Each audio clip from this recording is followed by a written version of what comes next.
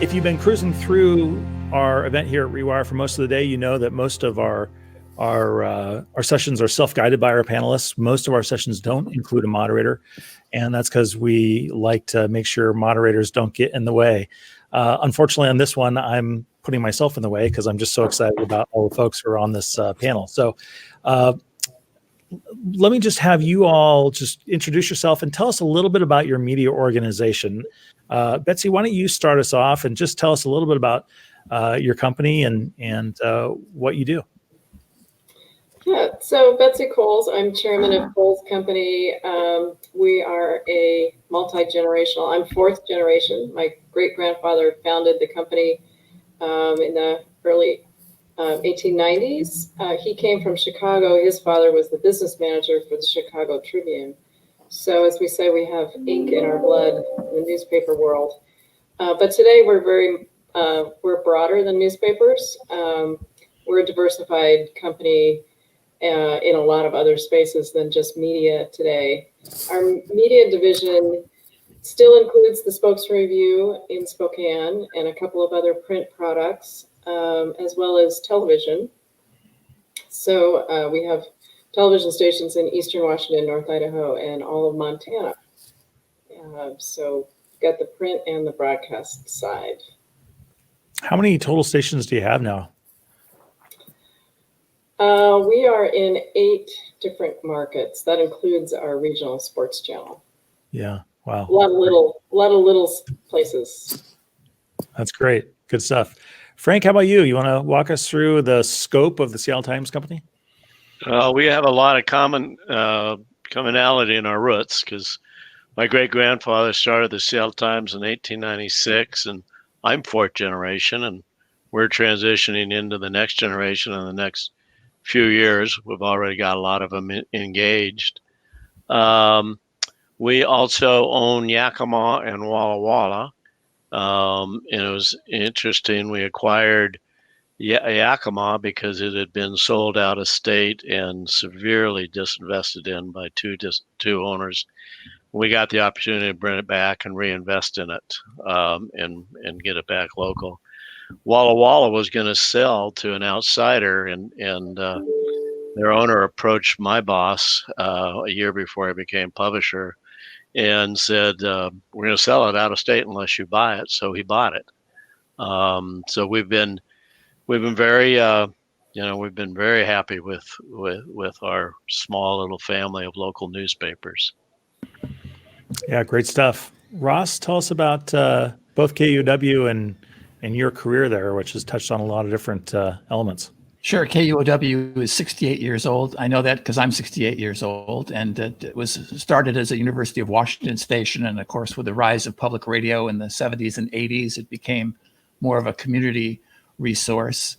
We're more than radio now. We've got a really strong editorial staff on our website that's breaking stories, and we're doing podcasts and a lot of things that the rest of you are also doing. I started at the station as the news director. I've been the program director. I was a hosted talk shows for about 15 years. Currently, I'm in community engagement. I think I'm working my way down the ladder. I think I'll be sort of cleaning the floors by the time I leave, but it's been a great career. Yeah, great. And Mark, tell us about Crosscut and the work you do there. Yeah, well, Crosscut is the newsroom for KCTS 9. We both operate under a media group called Cascade Public Media, and Crosscut's been a part of the Cascade family for the last 5 years. I'm the managing editor there, which means I oversee a staff of about 30 reporters. And we do broadcast, podcast, digital storytelling, interactive. We are a 360 shop, and we are very much in a growth mindset. And yeah, it's really an exciting place to be. My lineage is coal miners and farmers, so I don't have ink in my blood, but I love the work. So yeah, great stuff. Frank, let me start with you and ask you about how hopeful you are and about the media landscape today. And by preface or maybe postscript, let me say that I conveyed to you that I think that the turnaround, maybe not the turnaround, but the navigation of the Seattle Times Company through what has been a national collapse of local and family-owned newspaper outlets, and the fact that that the Seattle Times and companies like the Cowles Company and Spokesman Review, the fact that you guys are here and thriving is really, really impressive. So how do things look from where you sit in December of 2020? How optimistic are you about the future of media? Well, when you talk about future media, of course, I focus on local newspapers. And I focus on them because I think the history of our newspapers and the media environment in this country is the backbone was and still is local media. And the great problem we have in America now is that there is very little local media stewardship left. Betsy's family and my family are exceptions, and we once were the rule, and now we're the exceptions. And when you look back, I mean, what's been happening is it's really pretty simple. The business model isn't broken. It's evolving, but it's not broken. But it's, 30, 40 years of consolidation and disinvestment by absentee owners. And then more recently, the monopolization of digital advertising. So essentially, we've been creating news deserts as a result. Washington State has a bunch of news deserts. We have a lot of ghost newspapers with so little local content and so small that you don't have any. You really aren't getting anything out of them. And I think the worm has really turned with the election. I would have been much more pessimistic with a different outcome on the election. But we have we're making a lot of progress. I say there's a lot of people working on this, on getting reform in local newspaper ownership. And by reform I mean it's basically a four-part program that we're pushing. We got to stop the bleeding. We got to get some short-term help from the government to stop all the journalistic layoffs. And that's not just in newspapers. That's dailies, weeklies, it's radio stations. But the massive loss of journalists is a real crisis. And there's some good signs out there. I don't want to use too much airtime. I'll get into those later. But we need to stop that as quickly as we can. That's very short term. Then we've got to replace the federal subsidy that once was the post office in Brent Franklin. There's no way newspapers and a strong news ecosystem will exist without some government subsidy and government protection. And we got to reform the internet for the public good and allow newspapers and other media organizations to make money on the internet. And there's some awfully good signs there right now. And the last but not least, if we get those things done, we need to reform the ownership so that we can prohibit the kind of consolidation and disinvestment that our generation has gone through. So Betsy, similar question about how hopeful or pessimistic are you about the future of media, but it does seem like that local television has performed relatively well. It still had its own headwinds, of course, but compared to print, local television has performed a little bit better over the last few decades. Is that fair? And again, how hopeful or optimistic are you about the future of media? Yeah, the TV side is a very different story than what has happened with the newspaper side of things. And, it could be that in 15 or 10 years or 20 years, I'm going to eat my words here, but I think I'm optimistic about where television is and what it does. During the pandemic, viewership for our stations went up. Obviously, advertising has been challenging because so many of our clients are closed. But even then, as we get into fourth quarter, this quarter, our folks are hitting their budgets, which is pretty amazing. Some of that is just maybe they're actually doing a good job. It's not just luck out of the economy turning. But as Frank said, there's a lot of challenges on the horizon is there are different players. The large media companies, which I would include, Google and Facebook, there's just a big chunk of economics and influence that they play these days that was different. Viewership for television is very fractured, but still live events, live sports, other big events, whether it's international like the Olympics or local, still get viewers. And local news is still a big place where people turn to us every morning. They turn us on and to see what it is they need to know before they go to work and school.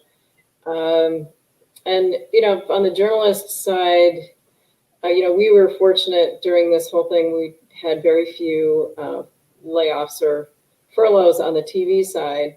But to Frank's point, journalists, the way newspapers, the size of the newsrooms, the things they could cover, it's very different. And when you look at democracy, that can be a very scary thing over time, that small cities, many of them don't even have newspapers. And so our local television stations are it for them. So we try to do our best on our websites and other channels, which I think that's where TV folks are sort of used to being in the digital space. Not that we do it perfectly, but trying to be in all these different platforms. Now it's challenging on the economic side because, digital dollars are not the same as, in fact, we call them digital pennies or dimes instead of dollars. But I do think our audiences understand the importance of the material they get. One of our senior people asked me the other day of our next generation, our generation 5, how many of them actually subscribe to their local newspapers or watch their local TV stations? And we've never polled them on that. That would be very interesting. My guess is less than half. But as they age, they seem to get more interested because it matters what's happening at their schools or city council or their state legislatures. And that's what we do well. So Mark, what do you think from, the experience at Crosscut as managing editor, and I think Crosscut has done a fabulous job covering, in particular, City Hall and some of the civic conversations in the city of Seattle in particular, like I say. But how does being a digital first property, how do you think that positions Crosscut and the work that you do on the reporting side vis-a-vis some of the other legacy papers or television entities? More agile, more limited? Just give us an insight of how you think a digital first property compares. Yeah, we're much more nimble. And that's not to, not casting aspersions at all at anybody, but I've worked for print publications, and I understand that there are beasts that need to be fed, and we're not in that position so much. So we can innovate with a little bit less pain in doing so. Also we're young enough, and fortunately, again, like in this growth mode, where when you talk about the pandemic hitting, we were able to pivot away from a number of projects we were working on and stand up a whole bunch of new products and projects. And really, I think we've done pretty well weathering the storm. I think that the environment for news right now is that it really is mixed. I think that you have some entities that are doing well. I think television's doing well. The big national legacy brands are doing well, and public media is doing pretty well also. And I'm sure Ross can speak to that. But where we're really seeing things fall off a cliff are with our smaller communities, more rural communities. And there are a lot of efforts being put forth through journalism nonprofits to really bring reporters to those communities, but you're really not seeing an economy that can, or a marketplace that seems able to support papers in very small communities, smaller than Yakima and Walla Walla. And I guess my concern is that it's I'm optimistic about where I sit, but the overall landscape to me is fraught because unless everything that Frank listed, which I want all of those things to happen, unless those things happen, we're going to continue to have a pretty large percentage of the population that is not connected to its local civic conversation. And that is where people connect to reality. And I think what we're seeing right now is the fallout of when you have a large percentage of people who are disconnected from reality.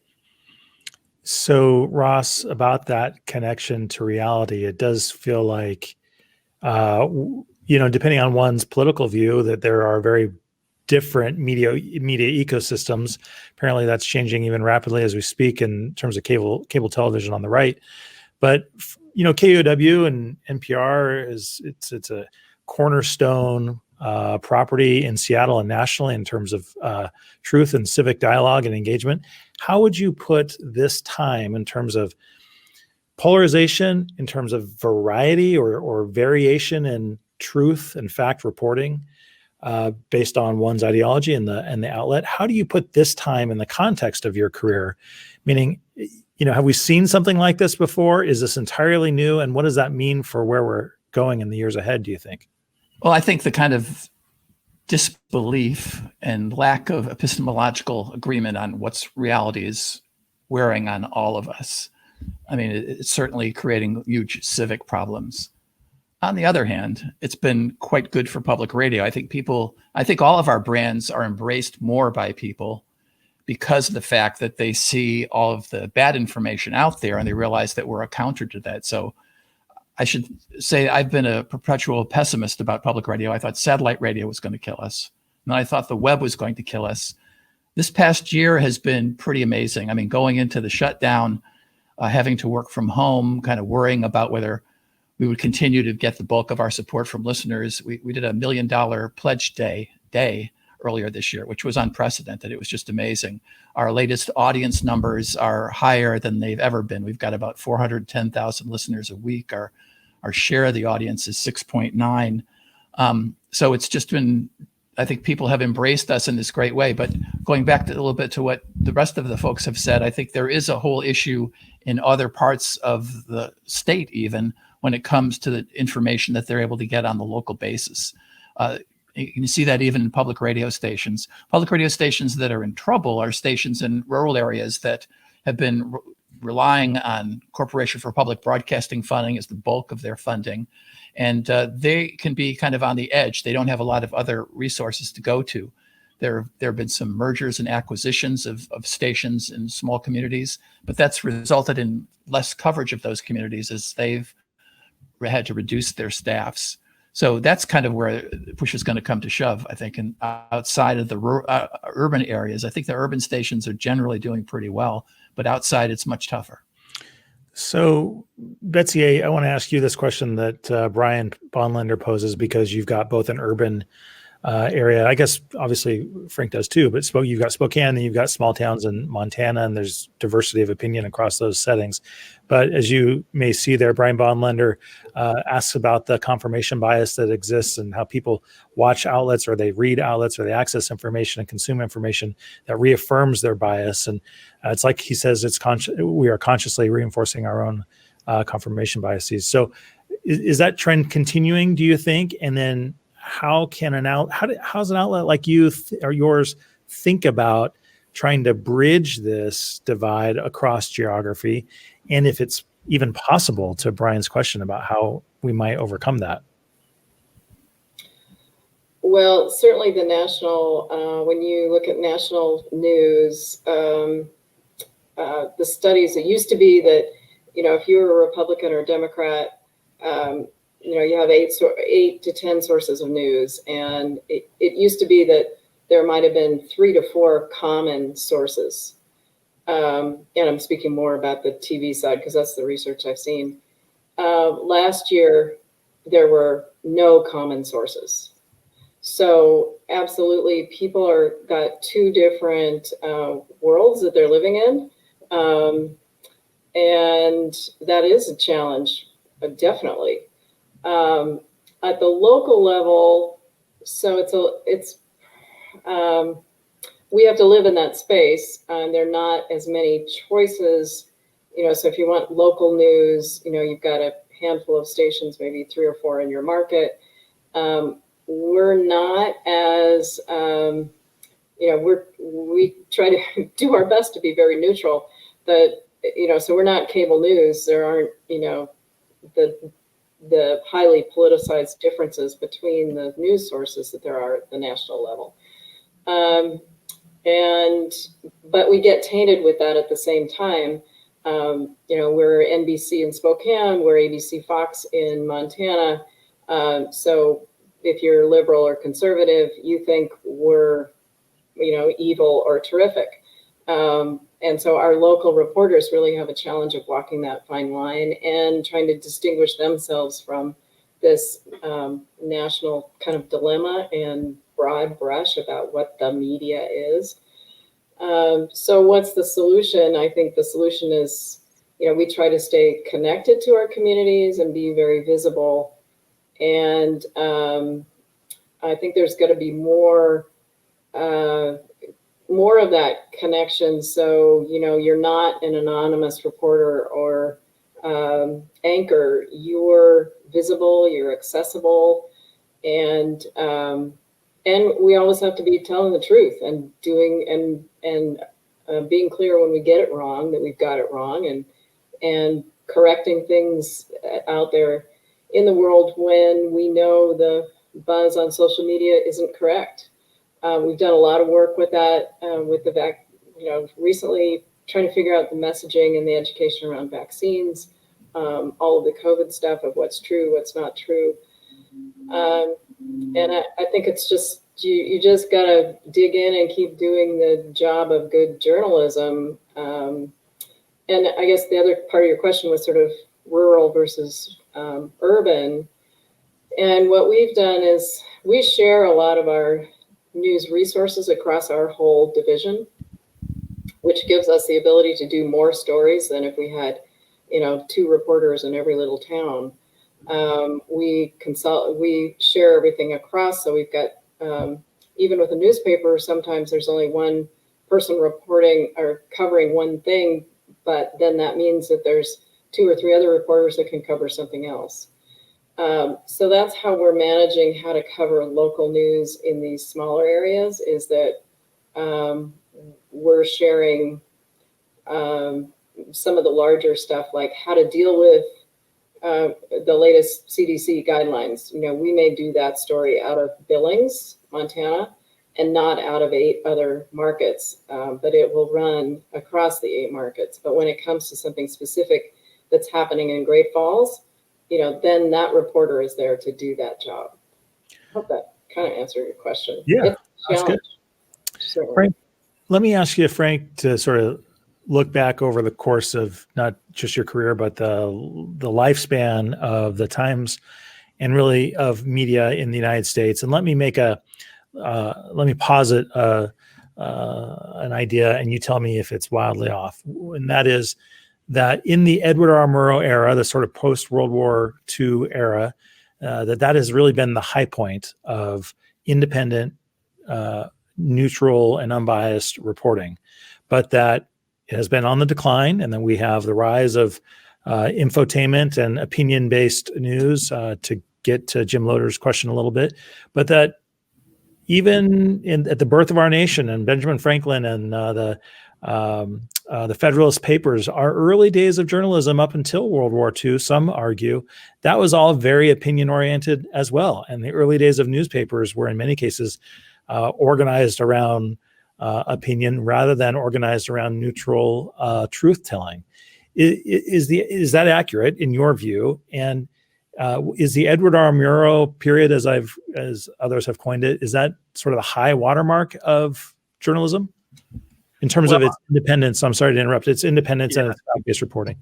Yeah, well, it's been a continual evolution. There's a great new book out. Of course, I'm forgetting who the author. Oh, Victor Pickard has written, where he really talks about the kinds of things you're talking about, and it's been a good review for me because it's reminded me that our founding fathers did this miraculous thing in how they foresaw that unless you protected a free press from the rich and powerful and from the government, you could not have a democracy. So they created this foundation, and it has been messy every decade ever since then. I mean, there's always stuff going on, whether it's yellow journalism. There was a period of time in the around the 1900s when yellow journalism was the big thing, and according to Picard, newspapers got significantly better because there was so much pressure on the yellow journalist that, including my grandfather and William Hearst and probably Betsy's grandfather, that they needed to have commercial success, so they started toning things down. They realized that we're getting to a point of literacy in America and engagement, big cities growing. So it's been no system no period has really been perfect. And remember, we had the rise of the communist scare and all of that stuff during the Edwin R. Murrow period. And a lot of people forget that Murrow wanted to speak out against Joe McCarthy, and the network wouldn't let him. They were afraid they'd be shut down if they couldn't. So when he finally came out with it was after it was really on its way down. But we saw a lot of improvement in the 60s and the 70s and the 80s. And it was sort of a bifurcated world that we're seeing all this improvement in journalism. And a lot of them was papers that were no longer local and were being improved. But the people improving them were all driven by finances and short-term earnings. And they didn't mind investing in journalism for a while as long as it didn't hurt from the bottom lines. But I tell you, around 2000, the minute it started getting to be a tough business and you had to really invest in journalism, they started going the other direction. And it has been downhill ever since. So, people like Betsy and I know how hard it is to sustain good budgets for newspapers, and all of you guys know how hard it is. So, I think there've been good periods and bad periods. I think the last 10 years have been a true disaster. What we have allowed hedge funds to do to newspapers, distressed asset operators, newspapers.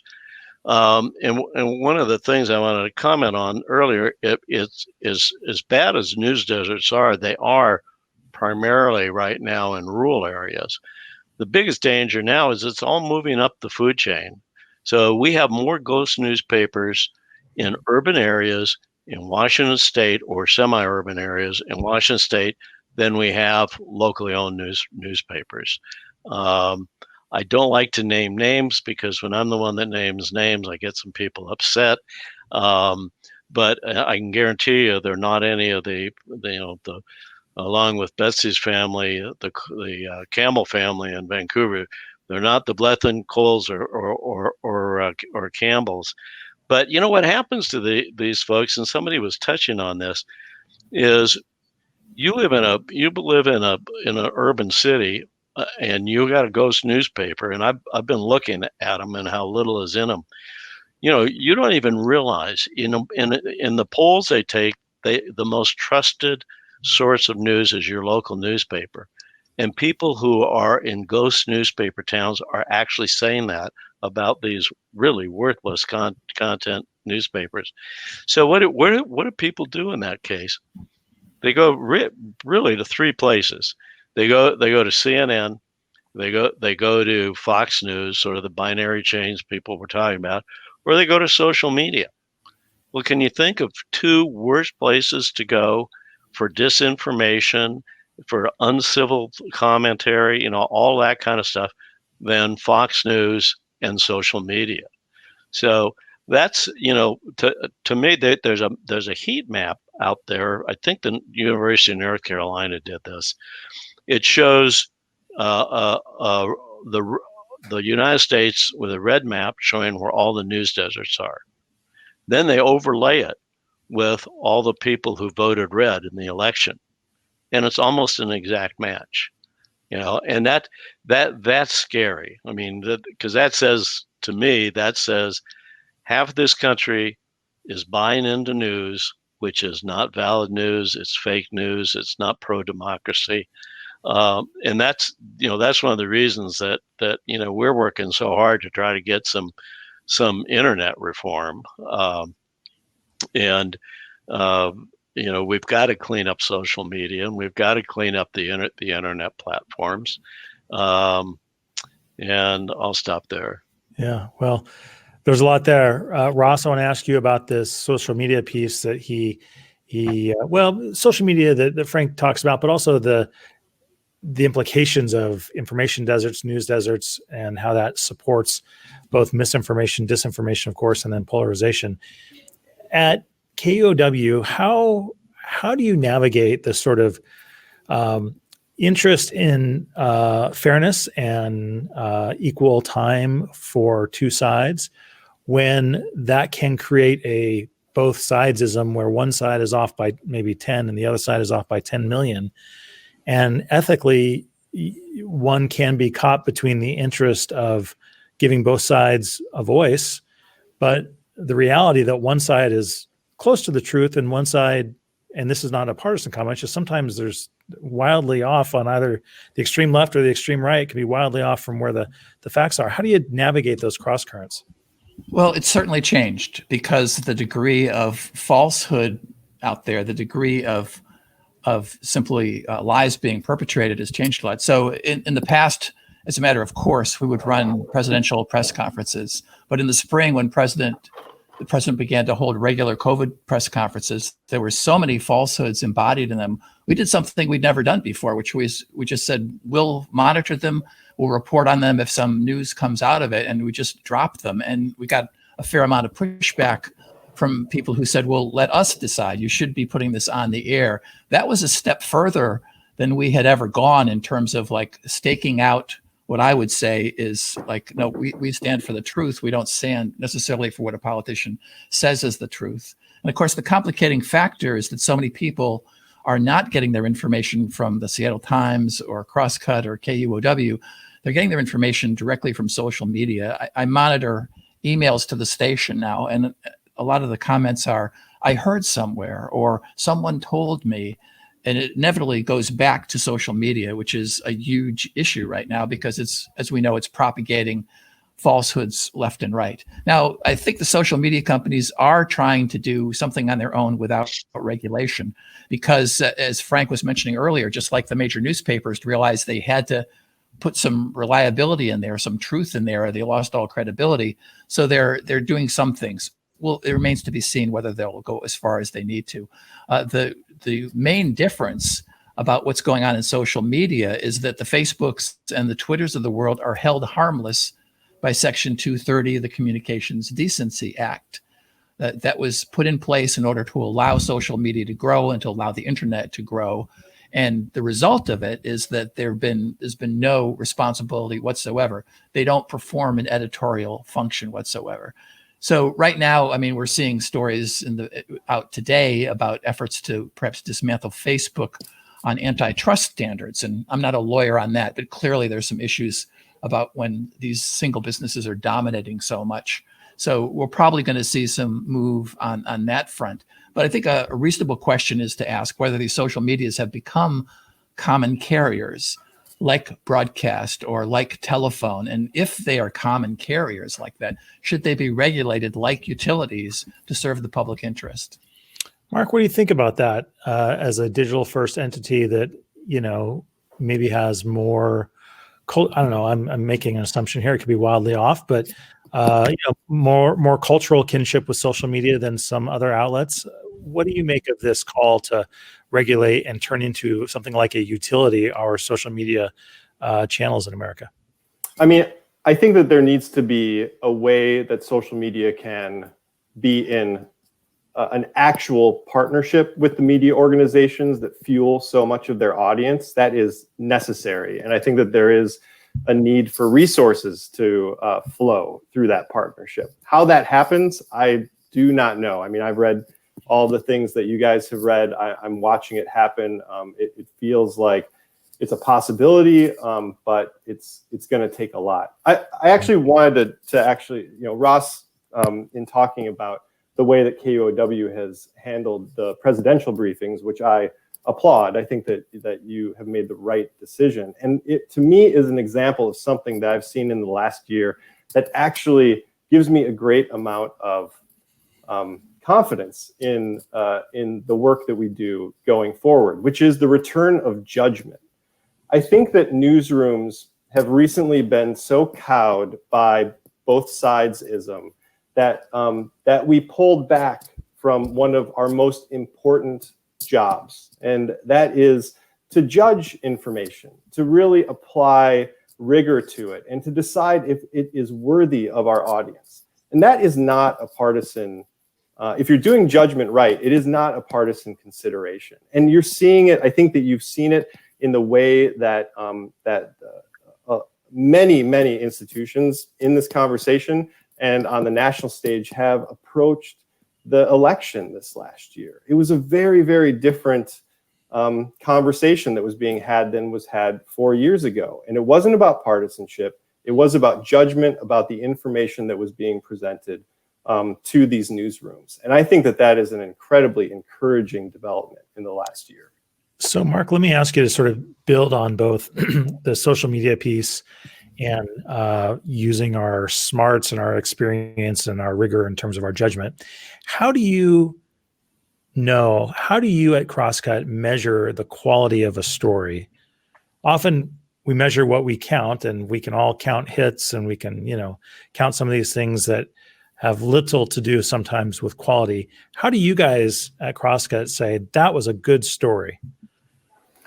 Well, I mean, so there are the vanity metrics, right? There are the page views and the unique users. And those are important to sort of give us a sense of the ebb and flow of how we're doing as a newsroom, what our reach really is. But to know whether a story is really doing what it needs to do, it's all about engagement. I mean, this is a two-way street. We expect that when we put a story out there that we see people respond to it. And we expect a response that is that's affirming the truth of the story, even if it doesn't agree with the content of the story. But sometimes, like Betsy said, we make mistakes and we're accountable for it. But we're really looking at that engagement number, and that number is much lower than the reach number is. And this speaks to something that I think has come up in a number of places here, which is that really the audiences that we are all speaking to are a fraction of the overall populace, but we really regard a story as being successful if it really lights up our core audience, especially, and not in terms of fueling partisanship, but in terms of enlightening the civic conversation. So, yeah. Ross, how do you navigate some of the orthodoxy that comes as part of this lighting up element? Meaning, in a place like Seattle, or where, as David Postman, the former chief of staff to Governor Inslee, said. He said the politics in Seattle is like going from A to A, whereas the politics of Olympia are like going from A to Z. How do you navigate that challenge of wanting to lighten up or enliven your audience, but sometimes the things that get people most fired up are things that maybe they play to an orthodoxy, or maybe they are fair and orthodoxy response is generated and people get angry, or not saying that you guys are not truthful or fact-based. I'm not trying to suggest that, but this sort of Seattle orthodoxy kind of kicks in. And how do you navigate trying to be responsive to the reality of our civic conversation, but stay fair and accurate? Well, navigate is right. You don't finish it. It's a constant process. And when you were talking about that, DJ, I was reminded of a story that we did that proved to be very controversial. And it was about an appointee to the school board. There were 3 possible candidates. And we came out with a story about that appointee that mentioned a 8-year-old prosecution for a alleged violent crime. And we published the story, and there was immediately a whole lot of pushback on it. There was a feeling by many in the African-American community that we unfairly targeted that person. And that led to a lot of soul searching among the news staff. In fact, we had a huge news meeting where we kind of went through that whole story and talked about, was this a fair story? Was this a correct story to do? And there was some give back on the web post was changed slightly based on some of the criticism, but I think the story pretty much held up. And so it's constantly kind of reevaluating and not being afraid to call things out. But I think there is kind of in the Seattle background of who are you willing to offend and who aren't you willing to offend. And personally, to the degree that I have an editorial voice, and there are many others on the staff, they're going to go, wait a second, this is like too Seattle Orthodox. What about this side of it? So it's continually being pushed, and it continually goes back and forth. It kind of goes to your editorial leadership too. Are they willing to kind of challenge the kind of conventional wisdom that goes on, or do they just want to kind of get along to go along? We're listener funded, and you might think, oh my God, they must have to kowtow to their listeners in terms of what it is that they do. It's exactly the opposite. I mean, because we have such a broad base of listener support, we don't particularly worry about a story that is going to offend a group of people. I mean, stories will go in other directions. Bill Radke one time on the record had on a self-described Nazi who had been in downtown Seattle, and someone came up and clocked him. And he had that guy on the air, and there were a whole lot of questions about why would you have this Nazi on the air? Is he even who he says he was? Was this even an actual incident that was caught on videotape? Or was this someone just kind of staging it? And there were a lot of feelings that came out in that discussion from our audience and from within the station. And so it's not like you just do it. It's continual, and you have to keep calling it up for every story that provokes that kind of strong reaction. Did we do the right thing? Should we do it differently? And I think, as Betsy alluded to earlier, if we did it wrong, we have to kind of change it or be out front and acknowledge that in order to retain our credibility. On this point of connecting editorial content to readership and navigating these waters, Betsy, the Spokesman Review had an editorial for in the presidential race that garnered some statewide attention and got some feathers ruffled in the Spokane area.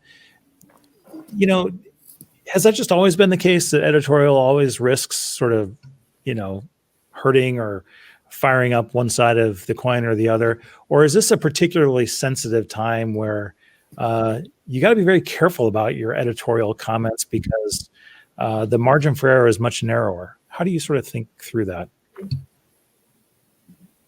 Well, I would say first, my brother is the publisher of the newspaper, so I have no say over editorial content or at the newspaper. So,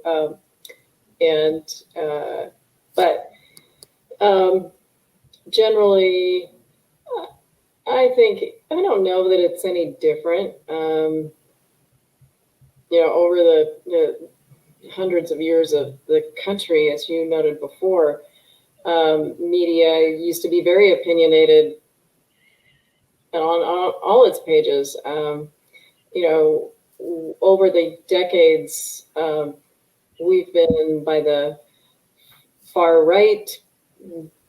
They think we're so liberal, that we're, communist. The same story, the same editorial, you get the far left will think that we are so far right. So I guess if my brother was sitting here, he might say, when both sides think that you're doing a terrible job, you're probably doing the right thing. And I think it goes back kind of to the conversation before, but it's what's different today is people are getting their news from, sort of their own buckets and from social media, which could be totally false. So the thoughtful dialogue, that's the thing I think I miss, is the thoughtful dialogue and how we have civic conversations and understanding people's different points of view. Within our own family, we're very diverse, and we have very diverse opinions about politics and religion and everything else. but we can have civil conversations about what that means, why you got to that decision. And it seems like that what's different today is because one side of the political spectrum gets their facts and their view of the world from one set of sources, and the other, there's no common ground.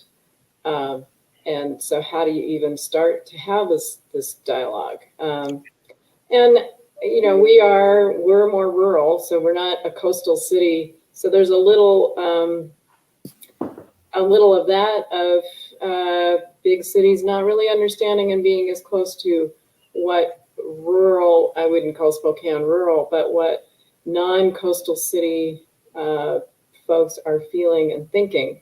That doesn't mean we're all a bunch of rednecks over here and that we're racists. There's just because you're Republican doesn't mean you, again, it's sort of, you know, we get kind of put in these big buckets.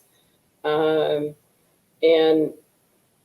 I think that's the challenge is we've gotten ourselves so pulled apart and stuck into these stereotypes that we can't have civic conversations. And maybe that's where us in the local media space really need to continue to try to pull people back together and, you know, work across different media and working together to have debates and dialogues and town halls that can get that civic dialogue to be more productive. If I could follow up on that, DJ. Sure, briefly. We had a project going called ASKA, and it was basically along those ideas. So we did Ask a Trump Supporter. A lot of people in Seattle didn't necessarily know Trump supporters, so they got a chance to meet them and do a round-robin discussion with them. And it worked out to a certain degree, but I agree. I was just speaking with Eric Liu of Citizen University, and they're exactly doing that all over the country, trying to get people from different backgrounds. And how do you get them to come together and have a conversation when they don't agree about the facts? He was kind of emphasizing the point, well, they do agree about local problems, and they can come together on, can we fix this local problem? They may never agree about Donald Trump or national issues, but they can agree about what's going on in their backyard and how to fix it.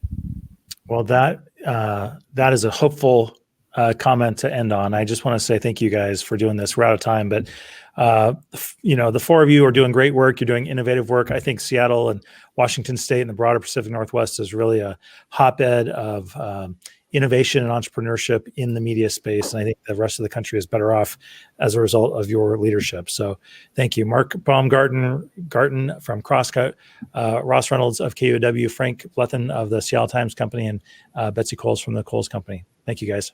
Thanks. Thank you.